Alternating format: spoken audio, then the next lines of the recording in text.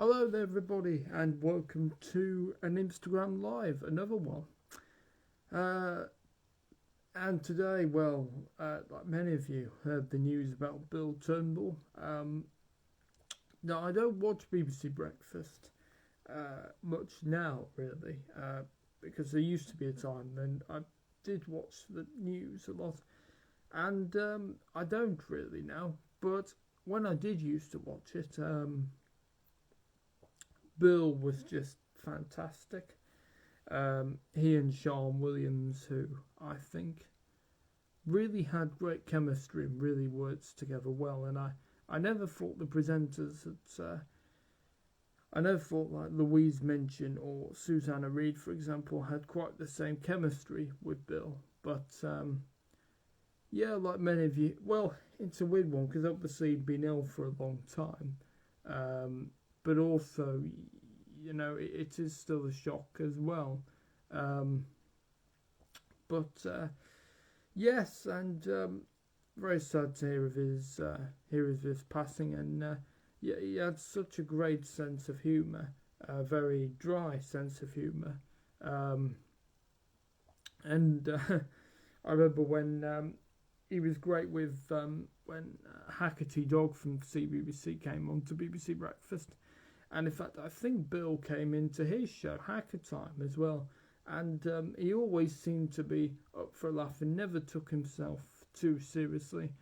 Many of his colleagues have just said how nice he was, and also his ability to move to light stories to heavy stories, because as a newsreader, well, you sometimes have to break very, very tough news, but also, particularly breakfast television, you also need to have a lighter tone as well. And Bill, by all accounts, really was the master of that. And you may have seen the game show Think Tank, which aired a couple of years ago that he did. I think I saw one episode of it and realised it wasn't for me, even though those who know me personally, I love my game shows, but no, that clearly didn't do it for me. But I'm sure. But I still agreed that Bill did a great job. And also, if you've listened to Classic FM, I don't, because I don't really like commercial radio, really. Because, well, the adverts, and they often play a lot of the same music every day, really. But Bill, managed to do quite a few years on his radio show, Classic FM, I think on a Sunday morning, and again showed his versatility, I suppose. Yeah, I think that's one thing you could say about Bill. He's a very versatile presenter. He could do a range of different formats, but still work well with anything really that he turned his hand to. And it's been, considering it's been 5 years since, well, maybe even more, but it was 5 years when Bill said publicly that he'd been diagnosed with terminal cancer. And to get to 5 years, is pretty amazing, So, yes, I really admire that about Bill, and yeah, really admire it massively. And he loved his bees, of course. I think he lived in the countryside and had a few hives as well, beehives, that is. And yeah, he really did like doing that. And he was on Strictly as well. Series 2. No, sorry, Series 3, because I forget there was 2 series in 2004. sorry, excuse me. There was one in the spring, which was the first series, and then there was series 2 in the autumn, and that was the series when Tess Daly, I think, was pregnant, and she had to. She missed quite a bit of that series, and Natasha Kaplinsky, who, funnily enough, had won the first series of Strictly, stepped in, and Zoe Ball was remembering Bill on a Radio 2 show. I heard a clip. Steve Wright played it actually, and yes, Zoe, just saying like all the tributes, what a wonderful, kind, and genuine man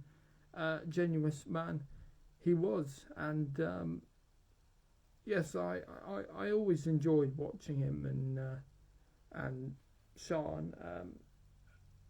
As I've said on BBC, well, any time he came on the TV, and it was really great to see him actually doing quite well. Of course, the camps had not gone away, but for him to be well enough to appear on Louise Minchin's Swan Song, it was really good. Excuse me. It was really good to see him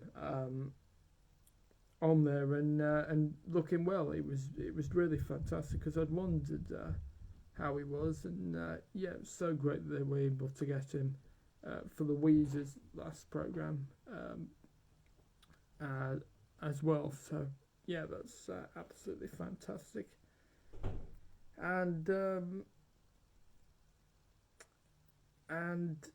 Yes, so really, really good. I remember him for Children in Need. The newsreaders always used to do a dance, not Strictly, but they used to do a dance, and Bill, always seemed happy to be up for a challenge like that, and it was great to see him sort of letting his hair down, and like I said, never seemed to take himself too seriously. That was one of the best bits, I think, for of the Children in Need telephone appeals, I think that's one thing that Children in Need has lost. I think actually, losing the newsreaders doing that. It's certainly, I think the telephones have certainly lost its way. I mean, the programs before, in the build-up, if you like. Excuse me. Sorry. The programs before, like, sorry, just gonna have a drink of water.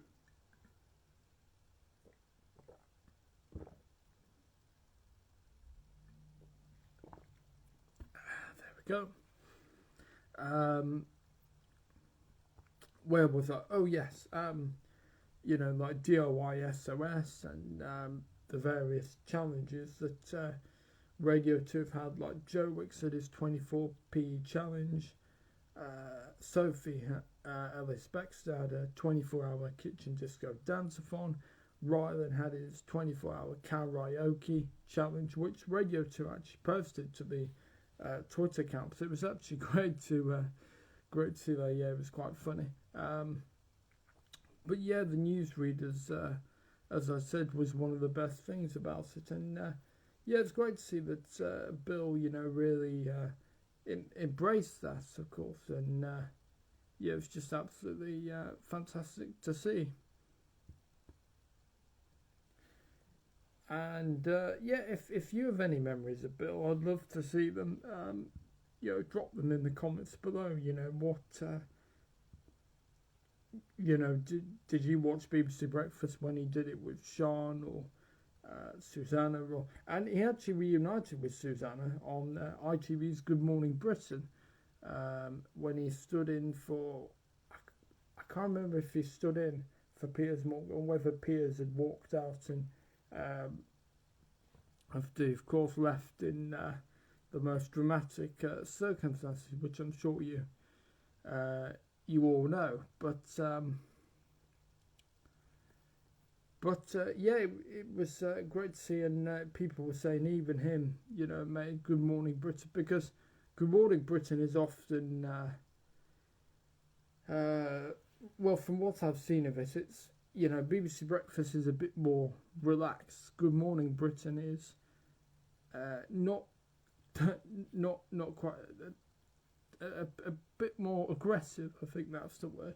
But even Bill, when he guest presented, made it slightly relaxed a bit, and yeah, I think that's just a skill of his, and a credit to his presenting really, and how good he was at his job, and yeah, condolences to his friends and family, but yeah, obviously we were lucky that we had him for as long as we did, and I also remember during London 2012, the Olympics, 10 years ago, in fact, Bill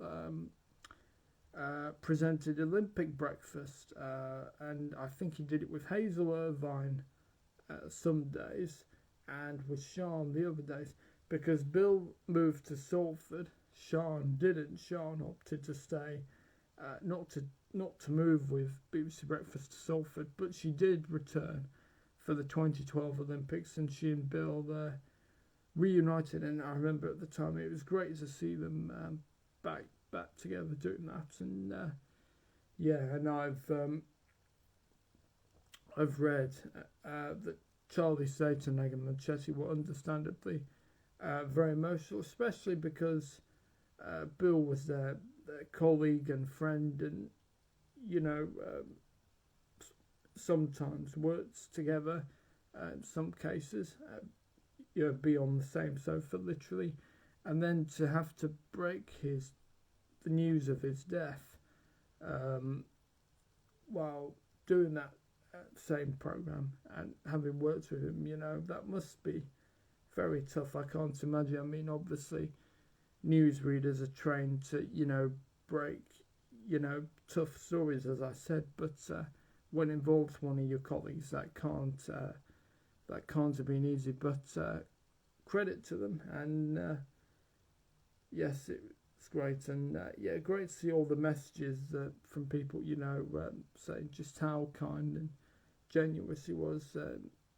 Monty Don saying that they were patrons of the charity to bees, and yeah, that's just a credit to Bill, and he will be much missed, and yes, absolutely. I mean, what do you think? Has BBC Breakfast been the same without him for you, or did you prefer when he presented it?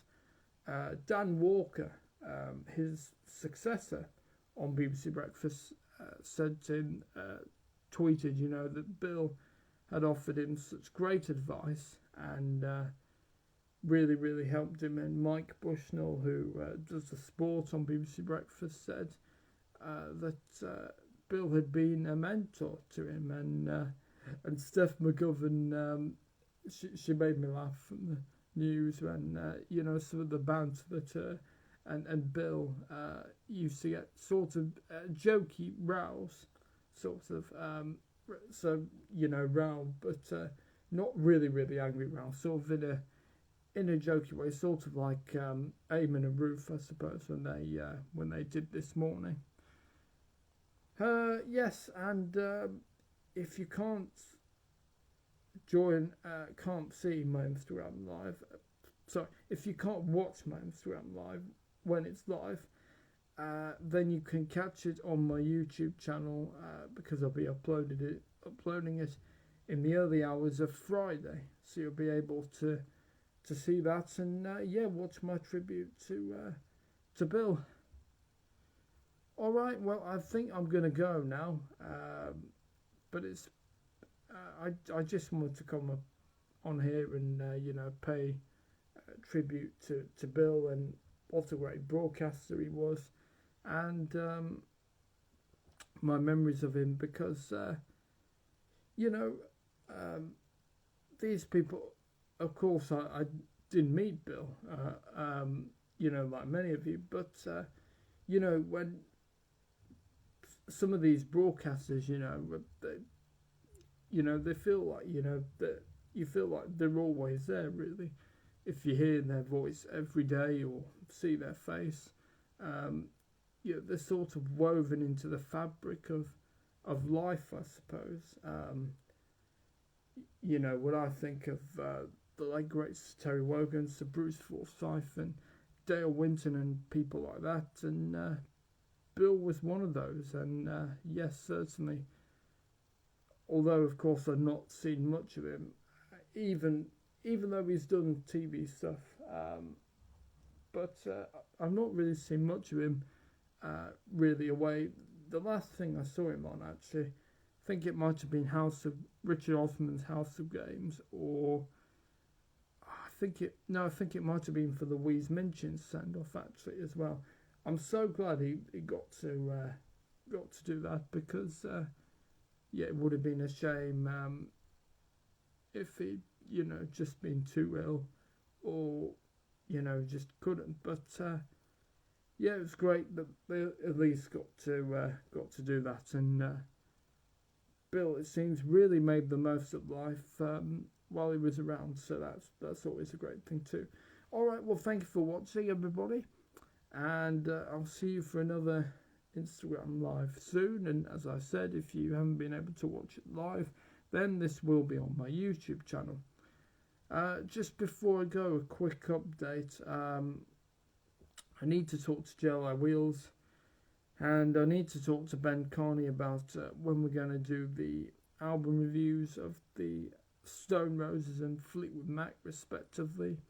So I'll let you know. If not, then I suppose what I'll do is I'll just do reviews for Doctor, because it's not long till the 13th Doctor takes her final stand in the centenary special, which still hasn't got a title, which is just unbelievable, to be honest, that we're now at this point and we still haven't got a title.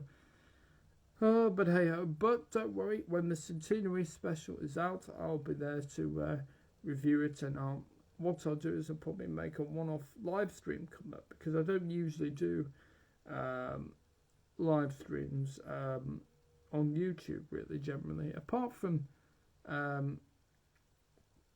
Instagram live streams. But what I'll do is I'll make a one-off YouTube return, or maybe I'll do it on here, I don't know. But what I'll do is sort of I'll preview it, and who knows who knows what I'll do. But what I'll do is I'll live preview it, and also of course review it, because it's a big episode, and obviously Jodie's final one. Alright, thank you for watching, guys. Thank you for watching, everybody. I must stop saying guys, because it's too cringy. I'm trying to phase out using that word. If you haven't enjoyed this, then on Instagram, feel free to give me a follow. Or if you're watching this on YouTube, feel free to like, share, comment, and subscribe to the Tube Mix YouTube channel.